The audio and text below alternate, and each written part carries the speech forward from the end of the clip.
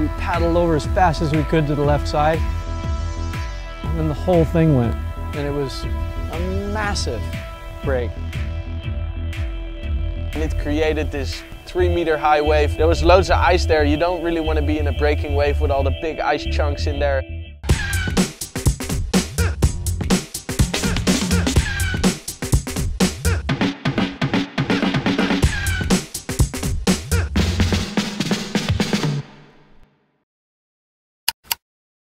Bienvenue sur Wapala, votre magazine 100% planche à glisse aquatique. Cette semaine, que du bon, retour sur un sacré défi, traverser l'Atlantique en windsurf, un trip au milieu des icebergs avec Kyle Henny et Robin Esch, une session à Tiopo comme si vous y étiez, et le report de l'événement le plus watersports de l'automne, et ça, c'est tout de suite dans les news.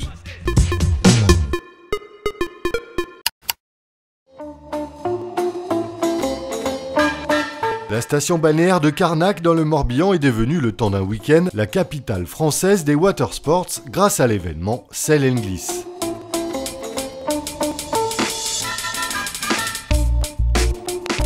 Cette deuxième édition mixait salon de l'essai et compétition avec les Water Games qui couronnaient les riders les plus complets avec une épreuve de windsurf, de stand-up et de kitesurf.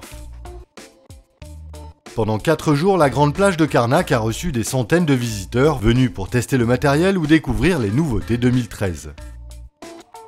Les grandes marques ont déballé leurs derniers jouets pour glisser sur l'eau. À l'honneur bien sûr, le gros carton du moment, les planches de stand-up paddle gonflables.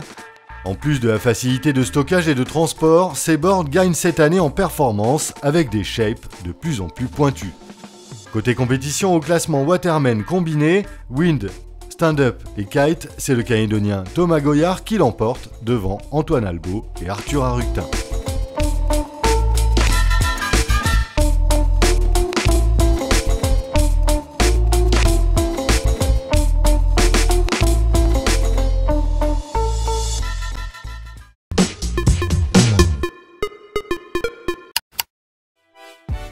La windsurfeuse Sarah Hébert était présente au Sail & Glisse. On rappelle que la demoiselle s'est lancé un défi un peu fou il y a quelques mois, traverser l'Atlantique en windsurf. Même si elle n'a pas pu aller au bout, chapeau bas, et on en a profité pour revenir avec elle sur son aventure. Je naviguais toute la journée, pendant 6 à 8 heures par jour, et un catamaran me suivait à distance, et je le rejoignais le soir pour dormir sur le cata, et le lendemain, à la première heure, je ressautais sur ma planche, et donc j'ai passé mes journées en mer, seule, avec un seul petit mât en repère.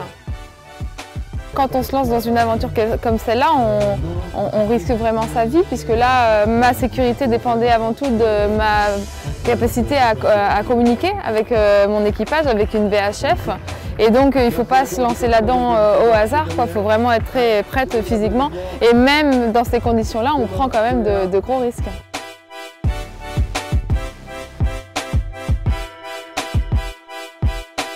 La voile, c'est avant tout la météo et comme tous les records, c'est toujours un paramètre difficile à gérer. On peut connaître la météo à 4, 5 jours, 7 jours, mais ça peut toujours changer.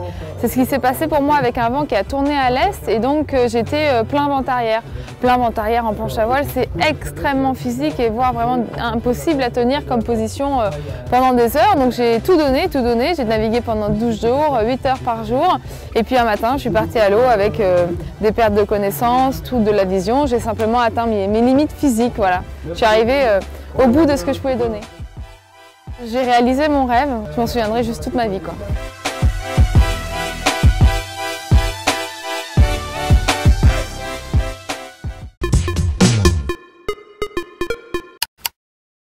Quand Robin Esch, Kyle Henny et le kitesurfer pro Kevin Langeri se retrouvent en Alaska pour un trip en stand-up paddle au milieu des icebergs, eh bien ça donne un trip bien roots et surtout, ça donne envie. I'll tell you, that was one beautiful flight. Man, thank you. I think I picked a good day. Anytime you have Robbie around, you're bound to have that much more fun. I've been thinking about paddling out to a glacier on a stand-up basically ever since I got on one.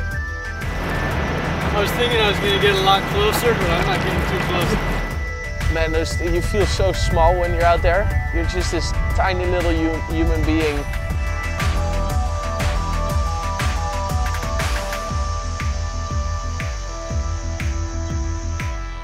paddled over as fast as we could to the left side.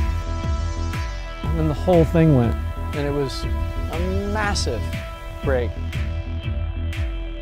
And it created this 3-meter high wave. There was loads of ice there. You don't really want to be in a breaking wave with all the big ice chunks in there.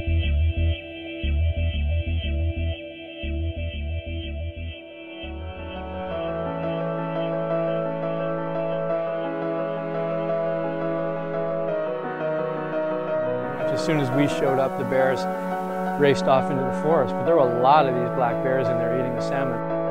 A stand-up paddle tour is unbelievable. You can follow the coast and go into these bays and paddle up the waterfalls and really experience the nature that Alaska's got.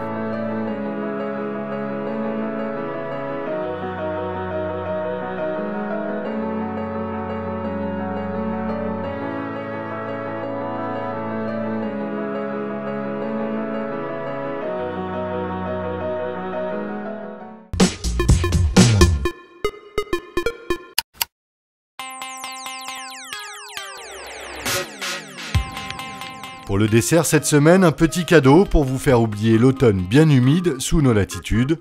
On part à Tahiti sur la fameuse passe de Tiopo.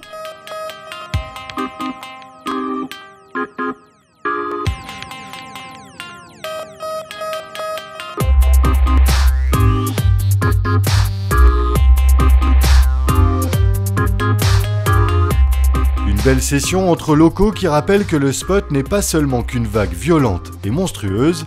Certes, Tiopo est technique et sélective, mais dans ces conditions cristallines, on peut tous rêver de la surfer un jour. On vous laisse sur ces belles images, à la semaine prochaine et prenez bien soin de l'océan.